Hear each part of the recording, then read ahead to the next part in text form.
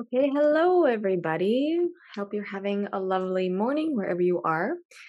In this video, I am going to be explaining a strategy, an idea that I call the 1 foot in, 1 foot out strategy, which is a tool that you can use when you are doing something that feels out of your comfort zone. So, when you are doing something that feels new in some way or that brings in feelings of nervousness, discomfort, maybe anxiety, maybe other hard emotions. So, to begin, let's just really quickly talk about the nervous system, okay? Because I want to explain why these feelings arise and why all this stuff happens when you do try to do something that feels new. So, your nervous system, okay, that is what decides what is safe to you or not safe. Your nervous system has this spidey sense, like I like to call it, but the scientific name is neuroception, that detects things in your environments. It detects change. It detects when something is new. And it decides whether this new thing is safe or it's a threat to you. And if your nervous system says, "Nuh-uh, no, that thing is not safe," then that's when it'll bring in all these mechanisms that it has to set off these alarm bells and try to stop you from doing that thing by making you feel these sensations of anxiety or restlessness or start to race your thoughts, start to cloud your thinking. All because it doesn't want you to do this new thing because for whatever reason, it detects it as dangerous. Now, so the thing is, your nervous system can stretch. And this stretching analogy is one that I love to use with the women that I work with in my one on one coaching practice. So let's picture a piece of Play Doh, okay? So when you stretch a piece of Play Doh, it stretches, right? It stretches out. And then when you stretch it, it maintains that form, it stays there. Your nervous system can be the exact same. Your nervous system can stretch just like that piece of Play-Doh, which means that your normalcy with new experiences and routines can also stretch and grow. And when it stretches its normalcy, it maintains that new form.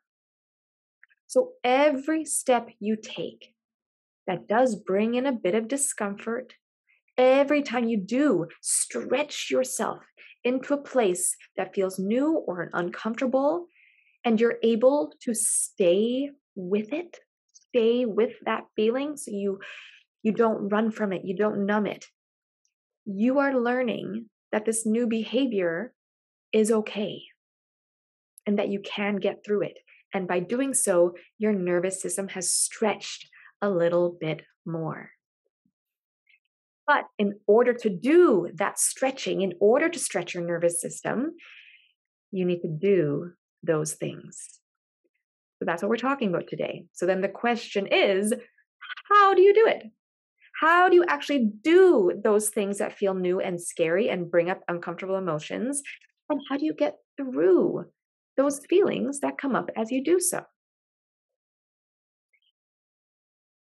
So, in those moments when your nervous system is starting to detect something new and it's starting to get uncomfortable and it's starting to set off those alarm bells to say, stop what you're doing, go back to safety, what we need to do is catch that moment. What we need to do is catch when that is starting to happen so that we can stop it from going further and bring you back to a place of grounding. That is how you are going to get through those moments.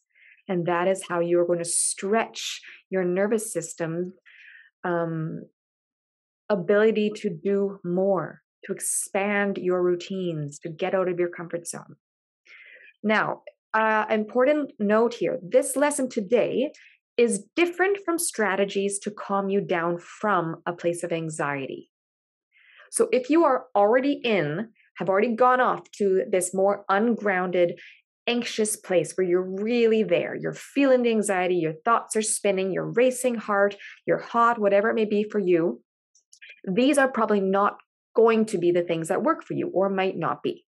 There are other types of very specific strategies that can be used to help you bring yourself back from that anxious place. Those are other sets of tools that I give in my one-on-one coaching program, and I teach you and I give you resources for. But just so you know that today we're talking about something slightly different. Today we're talking about things to use as you are actually taking that uncomfortable new step to get yourself through it. Because again, that's how you're going to stretch your nervous system. So let's talk about what you can use and how to actually use them. There are different avenues to bring in grounding. There are somatic avenues, meaning exercises using the movement of the body. There's breath work. There's specific thought work. Again, all things that I teach my clients. But today we are focusing on the use of your 5 senses. Using your senses, your 5 senses, so taste, touch, smell, hearing, sound, it has been studied to be the most efficient and fastest way to return to, as they say, return to thinking brain versus, or back from, reactive brain. Reactive brain is kind of the nervous system reacting and taking you to this other place.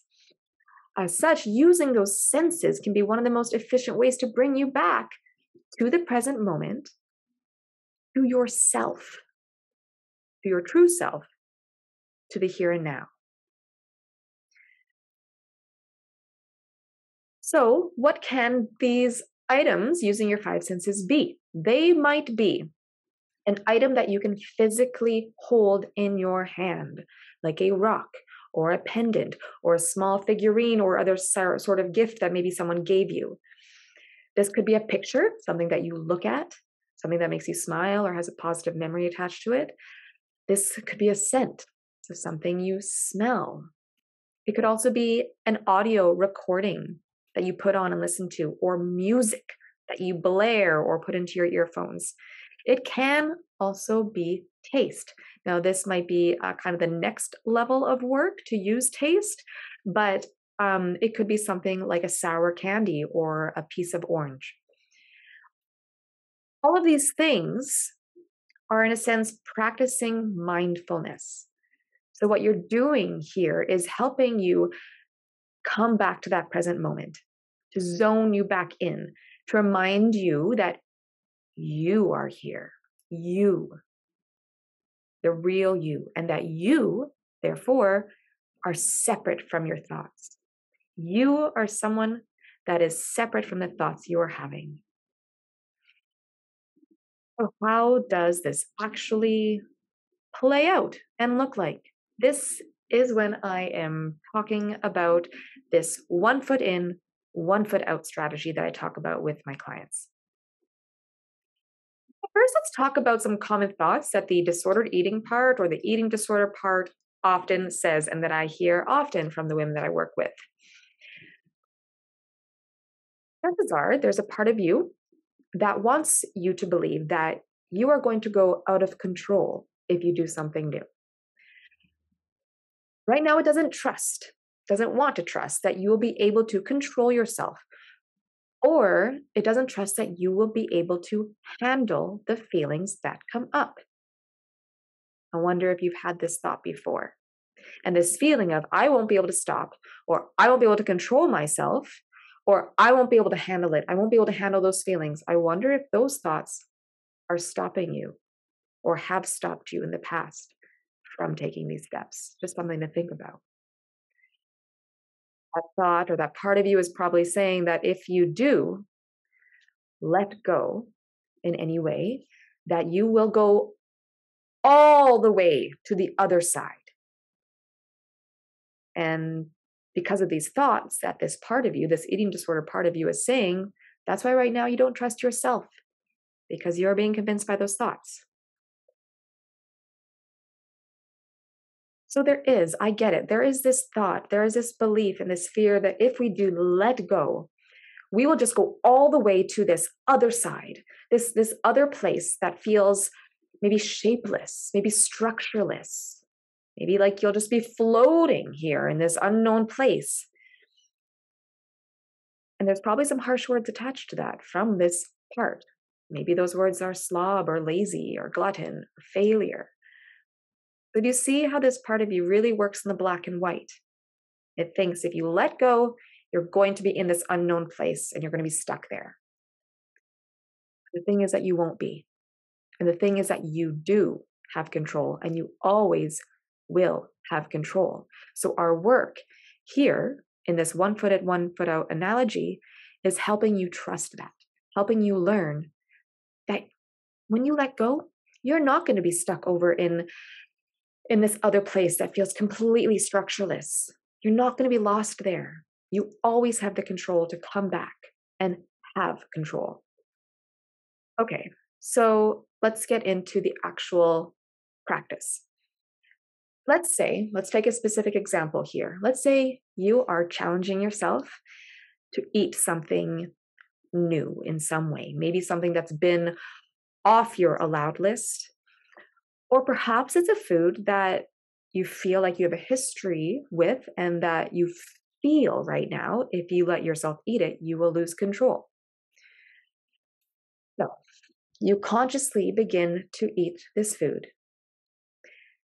And when you begin to feel any uncomfortable emotions come up for you, discomfort, anxiety, whatever it may be, you notice the emotion beginning to arise. And then this is when you go to your comfort item or your grounding sensory anchor, as they're called, this actual thing. So you pause. You pause away from what you're doing and you go to that tangible physical item and you take a moment to just be with it. So you hold it in your hand. You smell it. You pull out that picture and you look at it. If using taste, you could also put down your utensil and use the awareness of a mindfulness question. I don't get into those questions today, but there are some that I give my clients. Like, what am I tasting? How does it feel in my mouth? Where do I feel it in my mouth? So in that moment, you use this tangible item to anchor you back to the moment.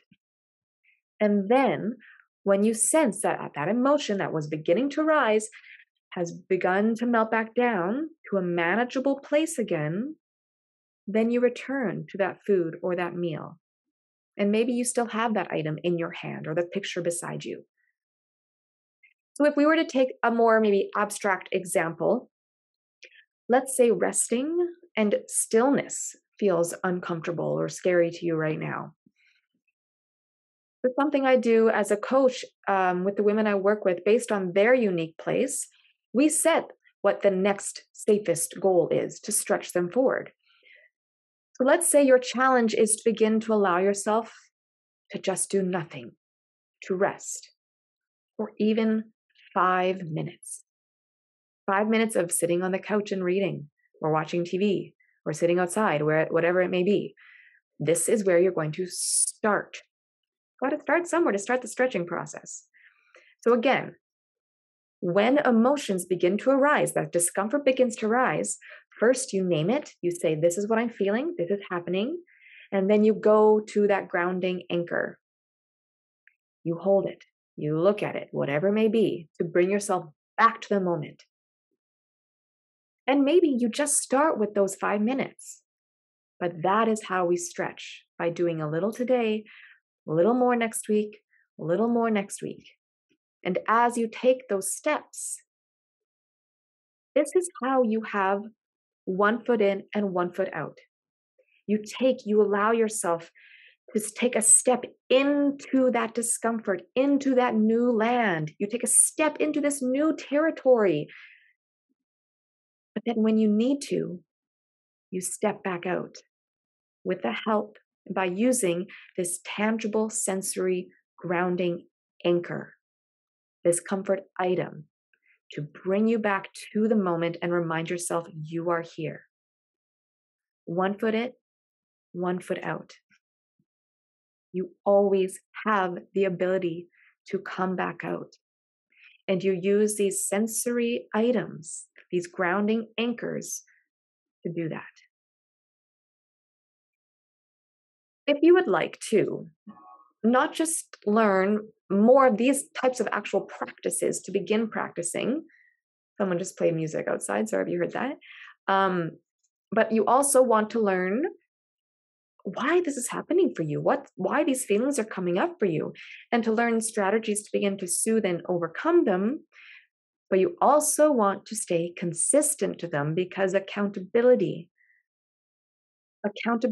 to be able to continue to take those steps is what is going to stretch that nervous system, so that what right now feels uncomfortable can soon and eventually feel normal.